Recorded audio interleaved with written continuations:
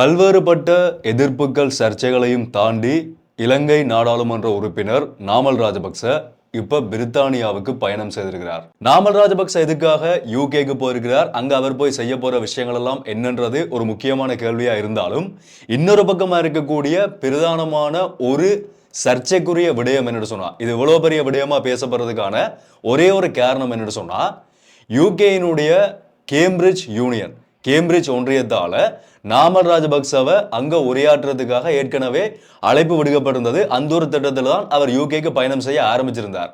ஆனா இறுதி நேரத்தில் இப்போ ஒரு சில நாட்களுக்கு முதல் அந்த உரையாற்ற இருந்த நிகழ்வு அந்த கேம்பிரிட்ஜ் யூனியனால ரத்து செய்யப்பட்டிருக்குது. இதுதான் ஒரு சர்ச்சைக்குரிய ஆரம்ப புள்ளியா இந்த விடயம் பேசப்படுறதுக்கான முதல் காரணமா இருந்தது. எதுக்காக அந்த உரை ரத்து செய்யப்படுது? எனக்கு ஒரு பெரிய கேள்வியா இருந்தது என்னன்னு சொன்னா, இங்க இருக்கிற இலங்கைன்றது ஒரு சின்ன ஒரு நாடு தானே. என்னதான் பெரிய அளவில் நாங்கள் அரசியல் பேசினாலும் ஒரு உலக அளவில் பார்க்கும்போது ஒரு சிறிய ஒரு நாடு. இந்த நாட்டுக்குள்ள இருக்கக்கூடிய ஒரு நாடாளுமன்ற உறுப்பினர் எதுக்காக யூகே கேம்பிரிட்ஜ் யூனியன்ல போய் உரையாற்றணும்ன்ற ஒரு கேள்வி வரும்போது அதை பற்றி தேடி பார்க்கும்போது தான் அதுக்குள்ள நிறைய பயங்கர இன்ட்ரெஸ்டிங்கான விஷயங்கள் எல்லாமே உள்ள இருக்குது. அது எல்லாத்தையுமே தான் நான் உங்களுக்கு சொல்ல போறேன். நிறைய பேருக்கு கேள்வி இருக்கும். இந்த ஒரு கேள்வி, எதுக்காக அவர் சம்பந்தமே இல்லாம அங்க போய் உரையாற்றணும் சொல்லி, அது எல்லாத்தையுமே தான் இதுல பார்க்க போறோம். எதுக்காக ரத்து செய்யப்பட்டதையும் பார்க்க போறோம். ரத்து செய்யப்பட்டதையும் தாண்டி ஆக்ஸ்போர்ட் யூனியன் இருக்கு தானே, அங்க அவர் இப்ப உரையாற்ற போறார். அது நடக்க போகுது. ஆனா கேம்பிரிட்ஜ் மட்டும்தான் இப்ப ரத்து செய்யப்பட்டிருக்குன்னு சொல்லியும் தகவல்கள் வெளியாகி இருக்குது. ஒட்டுமொத்தத்துல என்ன நடந்திருக்குது, என்னதான் நடக்க போகுதுன்றது தான் இந்த வீடியோல முழுமையா தெளிவா விரிவா விளக்கமா முழுமையா பார்க்க போறோம். என்ன விடயம் எடுத்தோம்டா முதல்ல இருந்தே பார்க்கலாம். அனைவருக்கும் வணக்கம், நான் உங்கள் BK கரிகாலன். அதனிடத்தை பார்க்கறதுக்கு முதல் என்னோட சேனலுக்கு யாராவது புதுசாக பார்த்து கொண்டீங்கன்னு சொன்னால் தொடர்ச்சி என்னுடைய அப்டேட்ஸை பார்க்கறதுக்கு இப்போவே சப்ஸ்கிரைப் பண்ணி அந்த பெல் ஐக்கனை கிளிக் பண்ணி ஆல் ஆப்ஷன் வச்சு கொடுங்க. அப்போ நான் அப்லோட் பண்ணுற வீடியோஸ் எல்லாமே தொடர்ச்சி உங்களுக்கு கொடுங்க நோட்டிஃபிகேஷன்ஸாக வரும். அதே மாதிரி யாராவது என்ன பர்சனலாக ஃபாலோ பண்ணிச்சுன்னு சொன்னாலும் இன்ஸ்டாகிராமில் போய் BK கரிகாலன் சர்ச் பண்ணிங்கன்னு சொன்னால் என்ன ப்ரொஃபைல் வரும், அங்கே மறக்காம ஃபாலோ பண்ணிக்கொள்ளுங்க. இந்த வீடியோவை லைக் பண்ணிடுங்க. வீடியோட கடைசியில் இந்த விடயத்தை எல்லாருக்குமே தெரியப்படுத்துறதுக்காக முடிஞ்ச வரைக்கும் இந்த வீடியோவை எல்லா இடத்துலையுமே ஷேர் பண்ணி விட்ருங்க. இந்த மெர்சல் படத்தில் ஒரு டயலாக் கொண்டு வரும் தானே, விஜய் அந்த ஸ்டேஜில் வச்சு ஒருத்தரை கொலை செய்யும் போது ஒரு டயலாக் கொண்டு சொல்லுவார், நீ பற்று வைத்த நெருப்பொன்று பற்றி எறிய உன்னை கேட்கும், நீ விதைத்த வினையெல்லாம் நீ என்ன செய்யறியோ அது எப்பேற்பட்ட ரூபத்திலேயாவது மறுபடியும் உன்னை அழிக்கிறதுக்கு தயாரா இருக்கும். இலங்கையினுடைய இறுதி யுத்தம் நடந்த காலகட்டத்தில் போர்ல நடந்த மனித உரிமை மீறல்கள், மனித உரிமை கொலைகள், அதாவது ஒரு யுத்தத்துல 2 இராணுவ பிரிவினருக்கு இடையில நடந்த யுத்தத்துல பொதுமக்கள் கொல்லப்பட்டதுக்காக அப்ப இருந்த ஆட்சியாளர்களா இருந்த ராஜபக்ச குடும்பம், ஒட்டுமொத்த ராஜபக்ச குடும்பம், அந்த நேரத்தில் இருந்த ஆட்சியாளர்கள் எல்லாருமேலையுமே உலக அளவுல பெரிய அளவுல எதிர்ப்புகள் இருக்குது. எங்கட தமிழ் மக்கள்லையும் சரி, இல்லாட்டி உலக நாடுகளினுடைய அரசியல் தரப்புலையும் சரி, அங்க இருக்கக்கூடிய அரசியல் தரப்பினர் கூட இலங்கையினுடைய தமிழ் மக்களுக்கும் எங்களுக்கு நடந்த அநீதிகளுக்குமான குரல் கொடுக்கக்கூடிய அளவுக்கான அரசியல் பக்கங்கள்ல பெரிய அளவிலான விடயங்களை செய்து கொண்டிருக்கிறார்கள். அந்த அடிப்படையில் தமிழ் மக்கள் எப்பவுமே இங்கிருந்து போகக்கூடிய இந்த போர் குற்றவாளிகளா சொல்லப்படக்கூடிய நபர்களுக்கான எதிர்ப்புகளை எப்பவுமே வெளியிடுறது வழக்கம். கடந்த வருடங்கள்ல கூட இந்த போர்க்குற்றத்தோட தொடர்புடைய நபர்கள் போகும்போது அங்க இருக்கக்கூடிய எங்கட தமிழ் மக்கள் அங்க நடத்தின போராட்டங்களா இருந்தாலும் சரி, இல்லாட்டி அரசியல் தரப்புகள்ல இருந்து கொடுக்கப்பட்ட அழுத்தங்களா இருந்தாலும் சரி, எங்கடாக்கள்லாம் இப்ப அங்க இருக்கக்கூடிய பாராளுமன்றம் வரைக்கும் போயிருக்கிறார்கள். பாராளுமன்றத்தில் அரசியல் செல்வா கூட இருக்கிறார்கள். ஸோ அப்படி இருக்கும்போது அந்த ரீதியான அழுத்தங்கள் வரைக்கும் பல்வேறுபட்ட அழுத்தங்களையும் எதிர்ப்புகளையும் வழங்கி கொண்டிருந்தது எல்லாருக்குமே தெரிஞ்ச ஒரு விடயம். அதே மாதிரி தான் இப்ப போயிருக்கக்கூடிய நாமல் ராஜபக்ச, முன்னாள் ஜனாதிபதி மஹிந்த ராஜபக்சவினுடைய மகனான நாமல் ராஜபக்ச, அவர் பிரித்தானியாவுக்கு போறதுக்கான ஒரு பயணம் திட்டமிடப்பட்டு அந்த ஷெட்யூல் வெளியில வந்திருந்தது. அது எப்படி அந்த ஷெட்யூல் வந்திருக்குன்னு சொன்னா, அவர் எதுக்காக போறாருன்னு சொல்லி இப்ப வரைக்கும் எங்களுக்கு தெரிஞ்ச வரைக்கும் அவர்களினுடைய தரப்பால வெளியிடப்பட்டிருக்கக்கூடிய விடயங்கள் என்னன்னு சொன்னா, முதலாவது லண்டன்ல இருக்கக்கூடிய ஒரு பௌத்த விகாரை 100வது ஆண்டு நிறைவை கொண்டாடக்கூடிய அந்த பௌத்த விகாரைக்கு பயணம் செய்து அங்க இருக்கக்கூடிய அந்த தேரர்கள் இருக்கார்களானே அவர்களோட ஒரு சந்திப்பை ஏற்படுத்திட்டு அதுக்கு பிறகு கேம்பிரிட்ஜ் ஒன்றியத்துல ஒரு உரையாற்ற போறதாகவும் ஒரு சந்திப்பை மேற்கொள்ள போறதாகவும் ஆக்ஸ்போர்ட் யூனியன்லையும் ஒரு சந்திப்பை மேற்கொண்டுட்டு அங்க இருக்கக்கூடிய இலங்கை மக்களோட, இலங்கை உறவுகளோட ஒரு சந்திப்பை நடத்த போறார் என்று சொல்லித்தான் அவருடைய ஷெட்யூல் வெளியாகி இருந்தது. இலங்கையினுடைய இப்ப இருக்கக்கூடிய ஜனாதிபதி அனுரகுமார் திசாநாயக்க இருக்கார் தானே, அவரும் வெளிநாடுகளுக்கு போயிருக்க அங்க இருக்கக்கூடிய மக்களோட சந்திப்பை மேற்கொள்றது வழக்கம். அதே மாதிரியான ஒரு சந்திப்பை இவரும் செய்ய போறார் என்ற மாதிரி தான் ஒரு ஷெடியூல் வெளியாக இருந்தது. அது வெளியான உடனேயே நாமல் ராஜபக்ச கேம்பிரிட்ஜ் யூனியன்ல உரையாற்ற வரக்கூடாது, அவர் அங்க வரக்கூடாதுன்னு சொல்லி ஒரு கடுமையான எதிர்ப்பு அங்க இருக்கக்கூடிய மாணவர்களாலையும் தமிழ் எங்கட ஈழத்தமிழ் அமைப்புகளாலையும் பெரிய அளவில் அங்க வழங்கப்பட்டிருந்தது. அதாவது அதுக்கான எதிர்ப்பு, இவர் வரக்கூடாதுன்னு சொல்லி ஒரு எதிர்ப்பு தெரிவிக்கப்பட்டிருந்தது.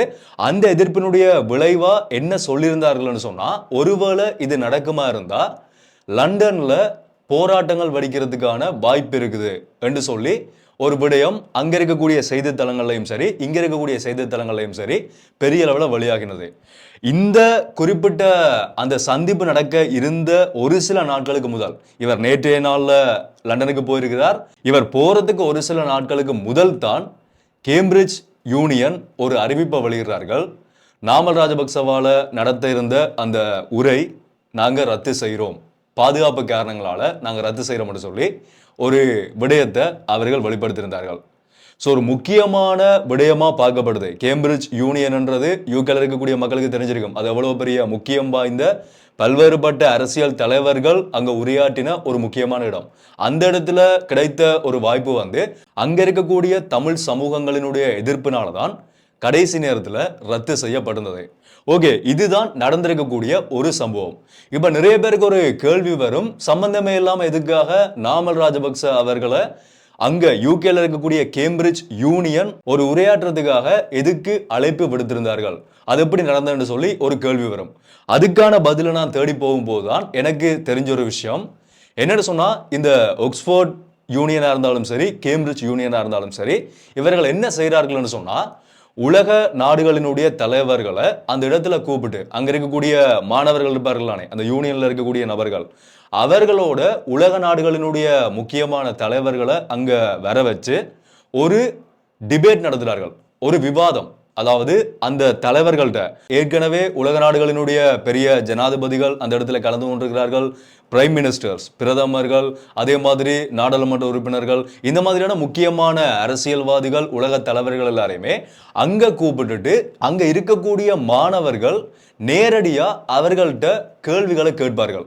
உங்களோட ஐடியா என்ன, நீங்க என்ன செய்ய போறீங்க, ஒரு விவாதம் மட்டும் அப்படி இருக்கும், ஒரு பயங்கர காரசாரமான ஒரு விவாதமா இருக்கும், சாதாரணமான கேள்விகளா இருக்காது, பயங்கரமான கேள்வி கணைகள் தொடுக்கக்கூடிய கேள்விகளாக தான் இருக்கும். ஏற்கனவே ஃபெராரி போய் அடிவாங்கின மாதிரி.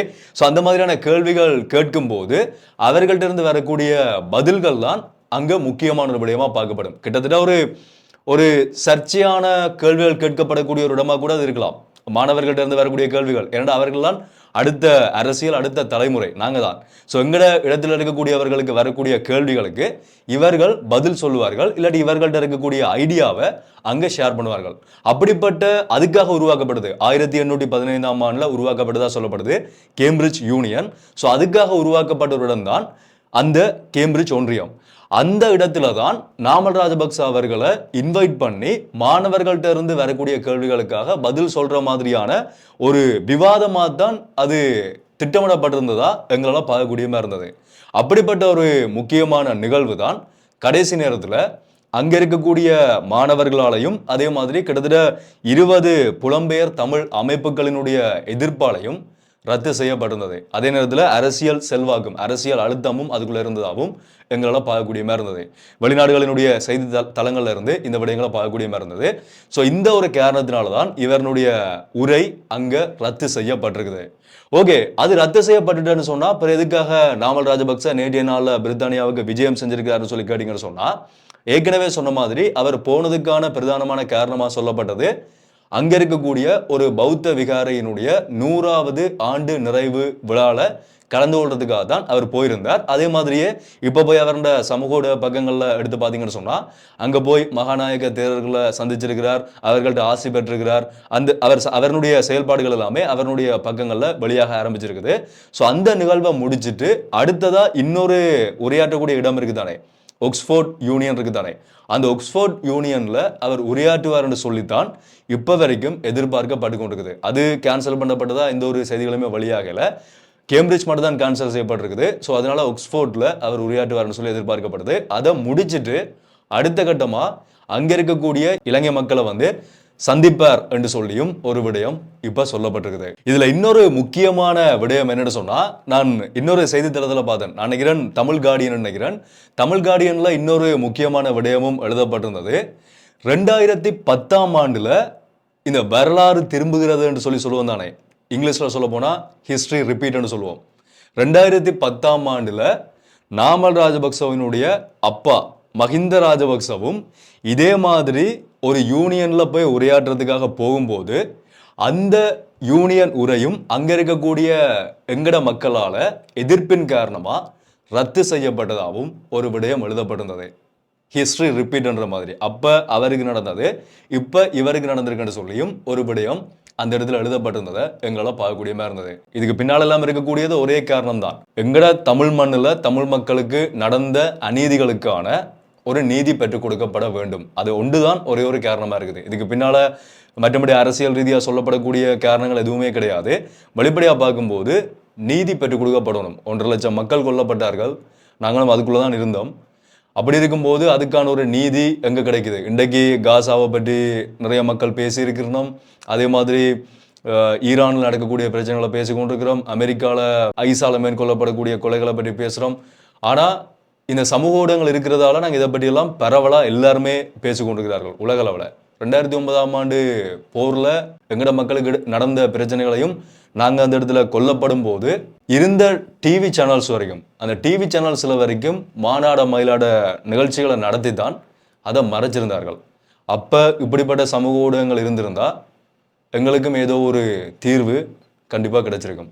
என்ன இனிமேல் கிடைக்க போகிற தீர்வு, அந்த மக்களினுடைய உயிரிழப்புக்கு பிறகு கிடைக்க போகிற தீர்வு எப்படி இருந்தாலும் கிடைக்கும்ன்ற ஒரு நம்பிக்கை இருக்குது. ஏன்னு சொன்னால் எங்கட சனம், எங்கட மக்களினுடைய பலம் சும்மா சொல்லக்கூடாது, பயங்கரமாக தான் நாங்கள் பரவி இருக்கிறோம்.